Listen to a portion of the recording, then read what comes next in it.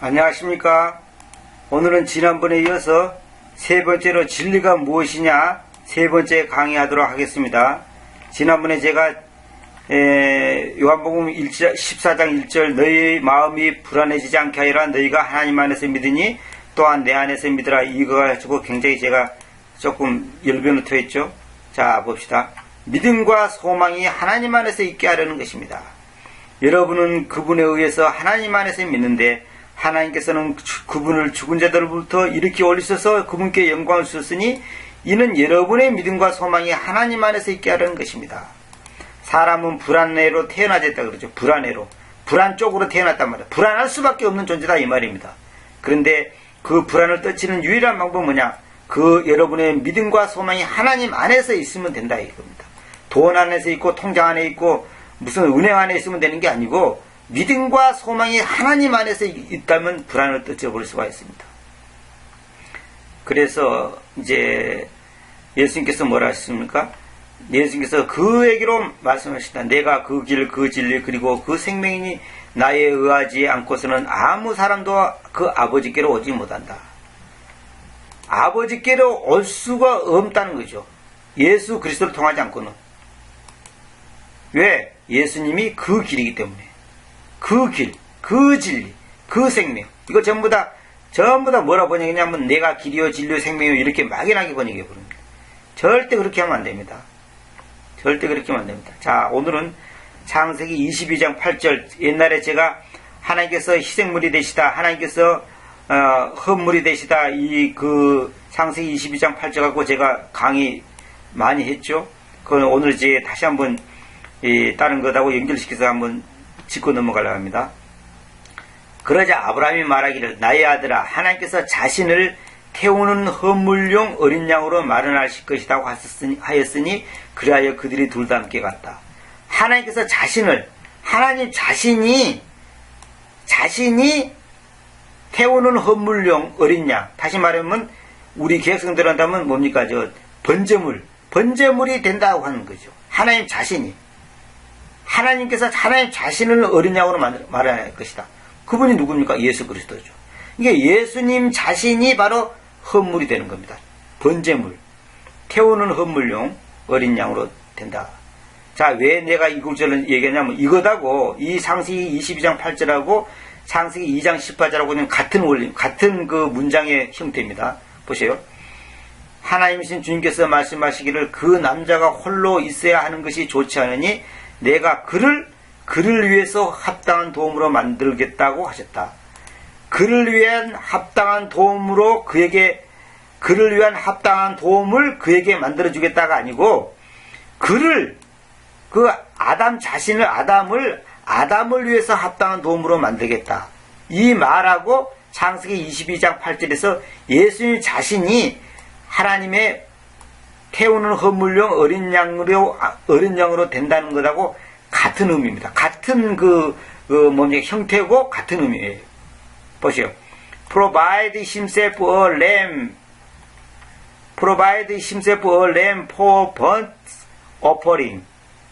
자신을 태우는 헌물용 어린 양으로 마련하실 것이다. 이거다고 하나님께서 아담을 위해서 합당한 도움으로 만들겠다. 이것도 같은 맥락이다 이 말입니다. 그러니까 창세기 22장 8절이나 창세기 2장 18절이나 다 같은 원리로 같은 형태의 문장이고 같은 의미입니다. 같은 스타일이란 말입니다.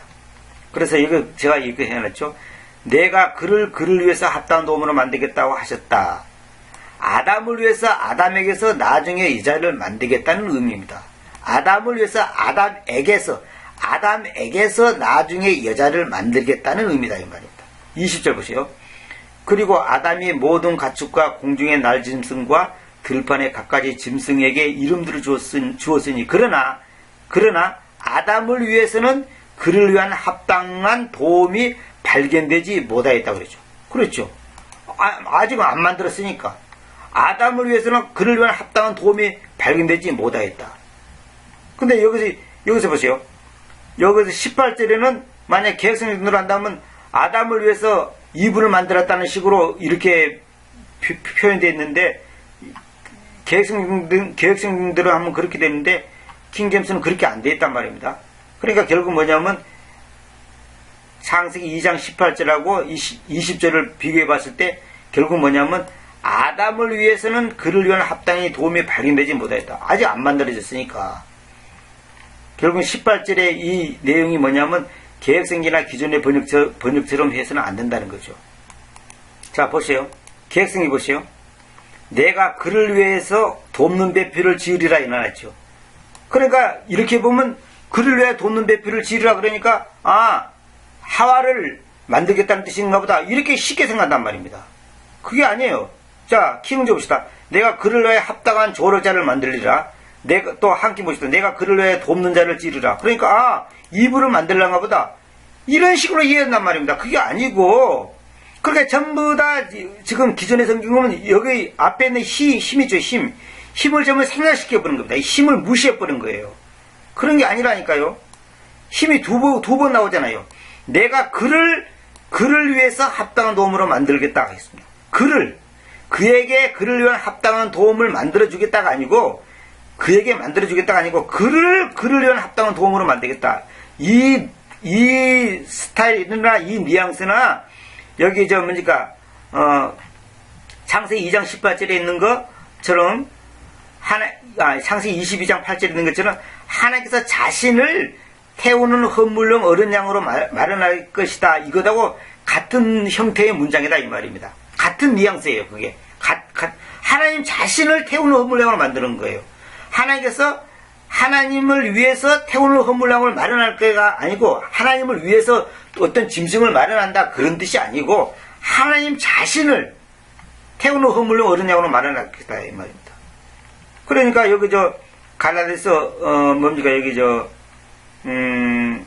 갈라디아서 2장 20절 보세요. 하나님께서는 나를 사랑해서 나를 위해서 자신을 주셨다고요. 자신을 주신 거예요. 하나님 자신이 어린 양이 되신 것이신가? 어린 양이 되셨다 그 말입니다. 하나님 자신이. 자, 봅시다. 그래서 전부 다 지금 기존의 번역들은 뭐냐면 그를 위해서 돕는 자를 지으리라.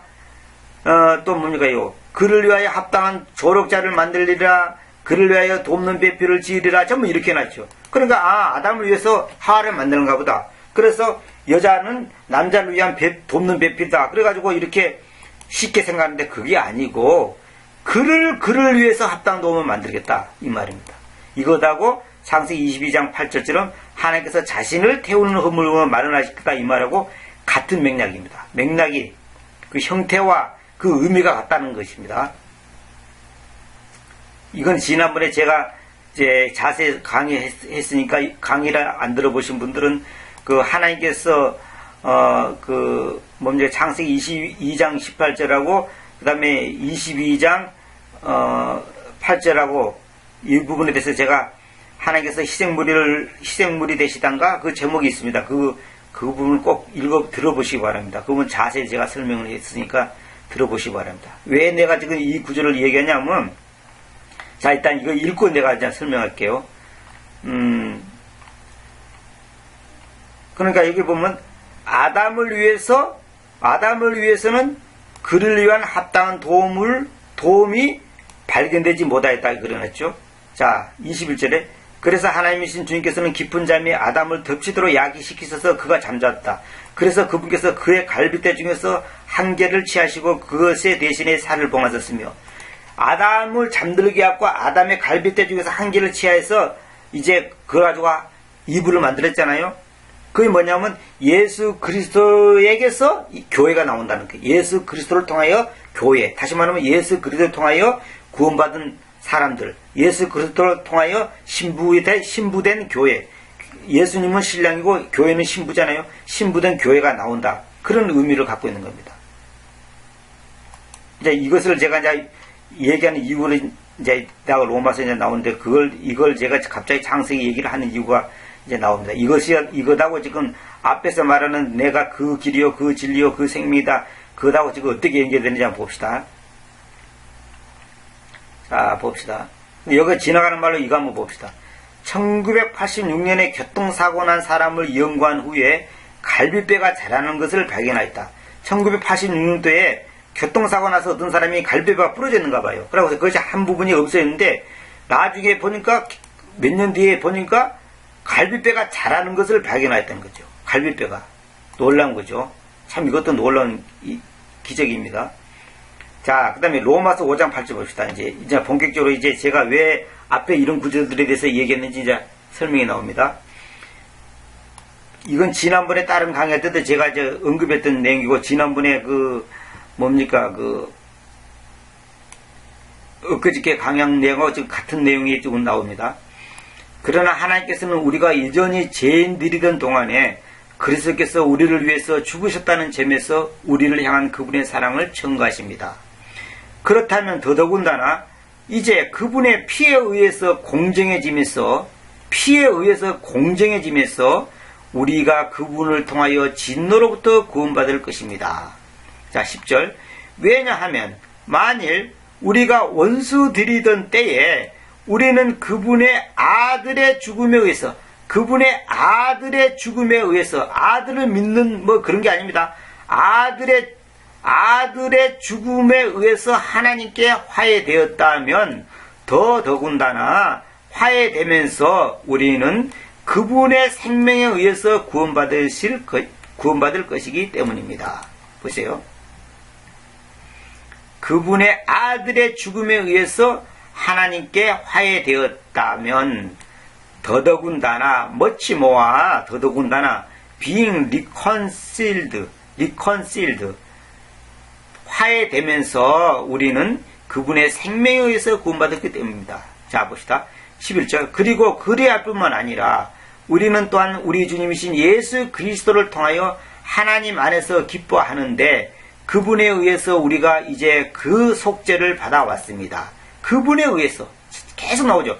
그분에 의해서, 그분의 아들의 죽음에 의해서, 생명에 의해서, 피에 의해서 계속 이렇게 나오죠. 이것이 바로 뭐냐? 앞에 말한 것처럼 뭡니까? 여기 나오죠. 불안에 대해서 얘기했죠, 제가. 진리가 무엇이냐? 해놓고 빌라도는 비웃는 식으로 진리가 뭐야? 그게 뭐야? 하면서 그 다음에는 관심이 없습니다. 그렇게 해놓고 엉뚱한 짓거리 했는데 예수님께서 뭐라고 합니까? 너희 마음이 불안해지지 않게 하여라. 너희가 하나님 안에서 믿으니 또한 내 안에서 믿으라. 내 안에서, 하나님 안에서 이 말을 딴 말로 하면 뭐냐? 그분에 의해서, 그분 안에서, 그분을 통하여 이런 의미입니다. 의미가 그런 의미다. 이 말입니다. 자, 그래서 여기 보면 이제 이거 나오죠. 이사야 59장 16절 봅시다. 그리고 그분께서 아무 사람도 없다는 것을 보셨으며 아무 중보자도 없다는 것에 놀라셨다. 그러므로 자 보세요. 그분의 팔이 구원을 그분께로 가지고 오셨으며 보세요. 그분의 팔이 구원을 그분께로 가지고 오셨으며 그분의 의로움 그것이 그분을 지자했다. 자, 이거다고. 이거 보세요. 그분의 팔이 구원을 그분께로 가지고 왔고, 그분의 의로움 그것이 그분을 지자했다. 즉 주님 자신이 중보자가 되셨다는 의미입니다. 이거다고. 이사야 59장 16절하고 보세요. 여기 아까 말한 창세기 2장 18절에서 그를 위해서 합당한 도움으로 만들었다. 그러니까 아담을 위해서 합당한 도움으로 만들겠다는 거죠. 그러니까 하나님께서 아담을 위해서 합당한 도움으로 만들겠다 이 말이나, 그 다음에 여기 뭡니까? 여기 하나님께서 창세기 22장 8절에 하나님께서 자신을 태우는 허물용 어린 양으로 마련할 것이다 이 내용이나, 그분의 아들의 죽음에 의해서 하나님께 화해되었다면 우리는 그분의 생명에 의해서 구원받을 것이다 이 말이나, 그분에 의해서 우리가 이제 그 속죄를 받았다 이 말이나, 그분의 팔이 구원을 그분께로 가지고 오셨으며 그분의 의로움 그것이 그분을 지자했다.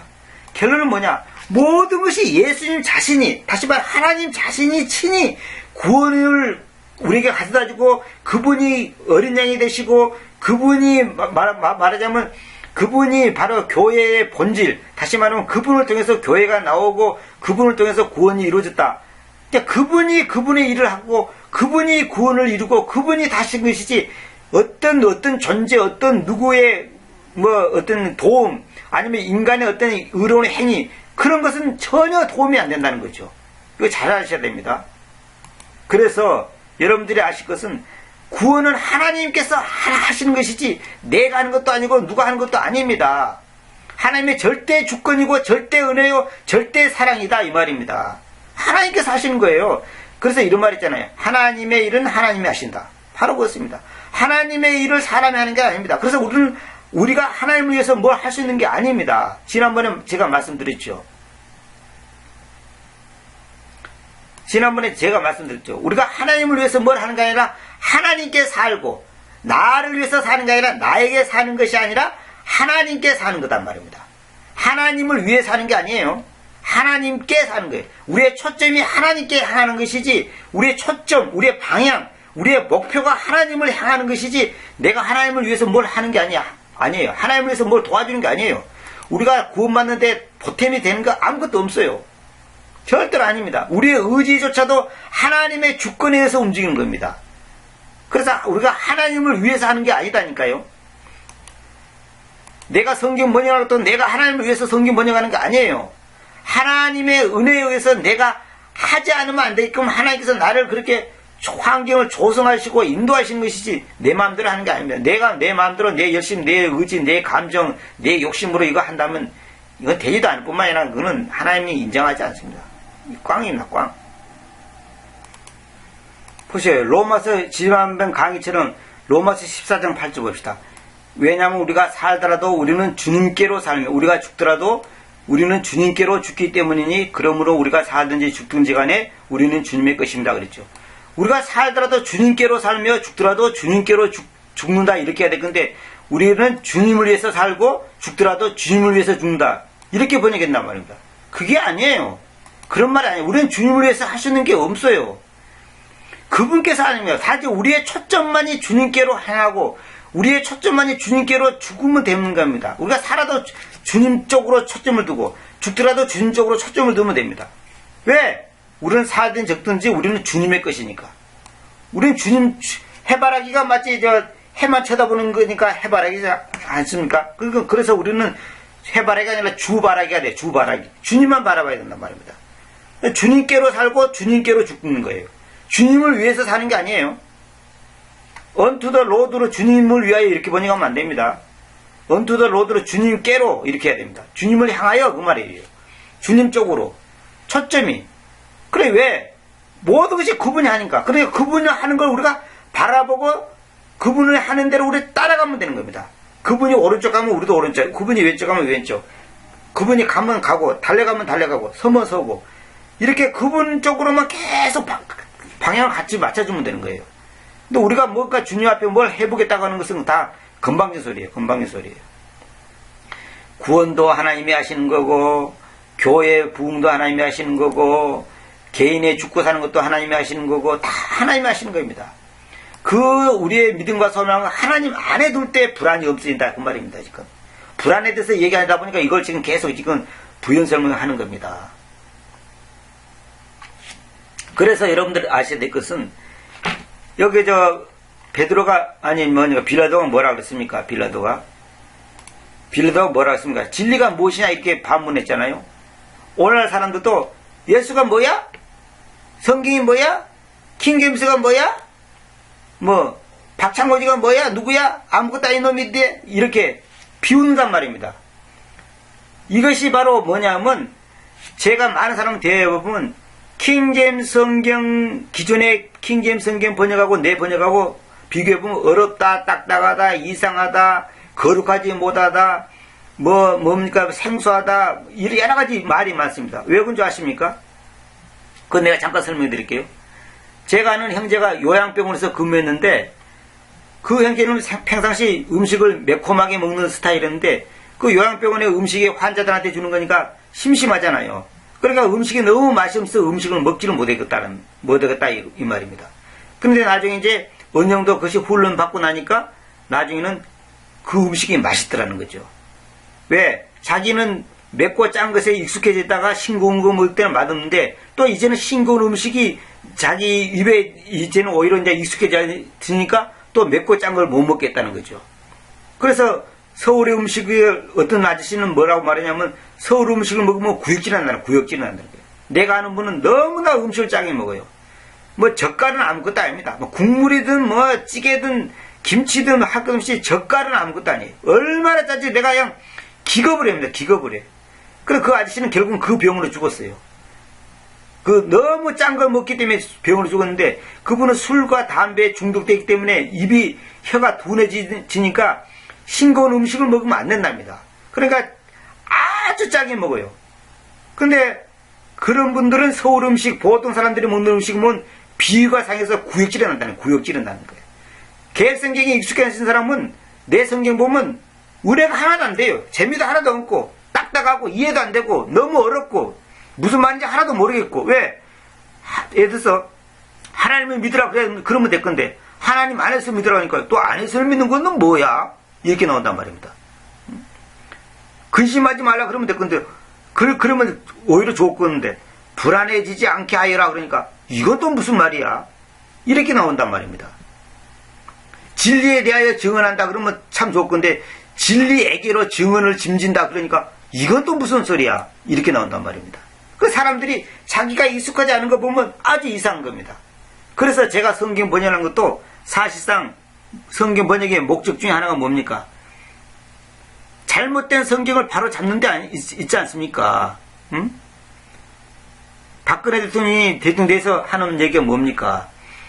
비정상의 정상화를 하겠다고 하지 않습니까? 비정상적인 것을 정상적인 것으로 만들겠다. 그게 그분이 지금 굉장히 강조하는 내용 아닙니까? 교회도 마찬가지입니다. 비정상의 성경, 비정상적인 번역, 비정상적인 킹제임스, 비정상적인 성경들이 지금 판을 치고 있습니다. 99.9%가 그러고 있습니다. 근데 이것을 바로 잡는데 목적이 있다 이 말입니다. 비정상적인 성경을 정상적인 성경으로, 비정상적인 킹제임스 성경을 정상적인 킹제임스 성경으로 올려놓겠다는 거죠. 물론 제가 완벽하게는 할 수가 없다 하더라도 최대한 가깝게 하겠다는 거죠. 그것이 제가 이 강의하는 목적이고 성경 번역하는 목적이다 이 말입니다. 그래서 여러분들은 소금에 ጨ린 음식 먹는 사람은 싱거운 음식 못 먹습니다. 인스턴트 음식 먹는 사람은 정상적인 요리 음식 맛없어 못 먹습니다. 못 먹습니다.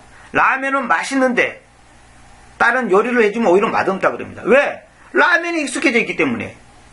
원래 성도들이 말씀도 마찬가지. 이런 식으로 되어 있단 말입니다. 비정상적인 것을 오히려 정상으로 생각하고 있고, 정상적인 것을 비정상으로 생각하고 있고, 이런 오류를 범하고 있다 이 말입니다.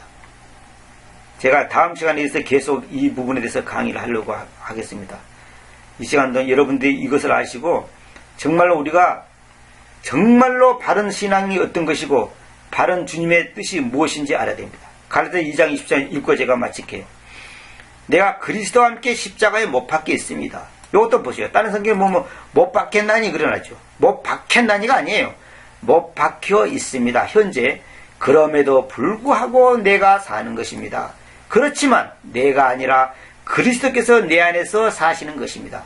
그리고 내가 지금 육체 안에서 사는 그 삶을 내가 하나님의 아들의 믿음에 의해서 사는데 하나님께서는 나를 사랑하셔서 나를 위해서 자신을 주셨습니다. 나를 위해서 자신을 주셨습니다. 창세기 22장 8절 정확히 있잖아요. 자신을 주시는 거예요. 자신이 어린 양이 되셨다 이 말입니다. 다음 시간에 있어 계속 강의하도록 하겠습니다.